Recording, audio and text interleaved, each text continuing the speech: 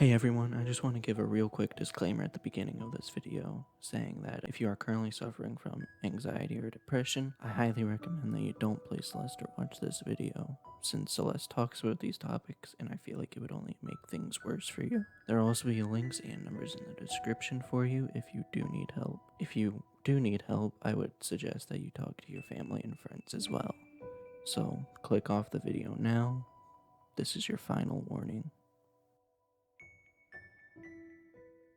Celeste on the surface just looks like an old school platformer, but once you rip off the mask, you'll find that there's a very thoughtful story about a girl who wants to climb a mountain, but is always faced with her anxiety as she tries to inch closer and closer to the top of the mountain. But because of her anxiety, she constantly second guesses herself on whether or not she can do it. To give you an idea on how much people like this game, it was up for Game of the Year in 2018, alongside God of War. So I think it's clear that people like this game a lot. This video isn't going to be filled with jokes and laughs because I feel like it would be disrespectful, so it's going to be a lot more serious than usual. Welcome to Celeste.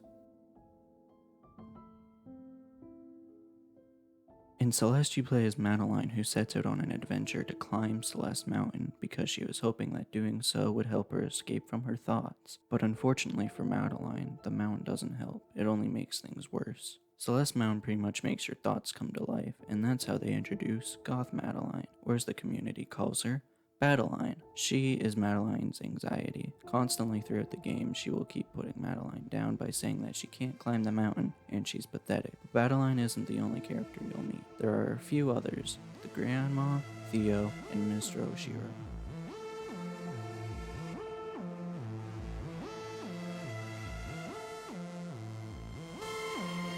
The first character you'll meet is Granny.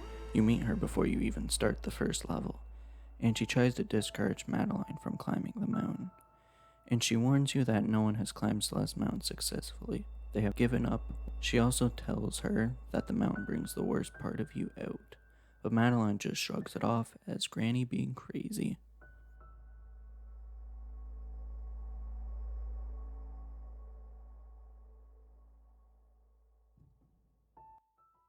Mr. Oshiro is a hotel manager, or rather he runs the entire hotel by himself, thus leaving the hotel in a terrible state.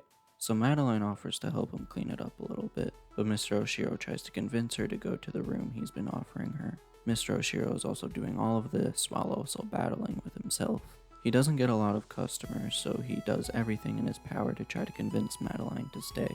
But every time he says anything, Madeline insists on leaving so she can continue her climb, and Madeline then tells Mr. Oshiro that Madeline doesn't like him or care about him, which is a total lie, and that obviously doesn't sit well with Mr. Oshiro. So he finally snaps and turns into a monster that chases Madeline out of the hotel.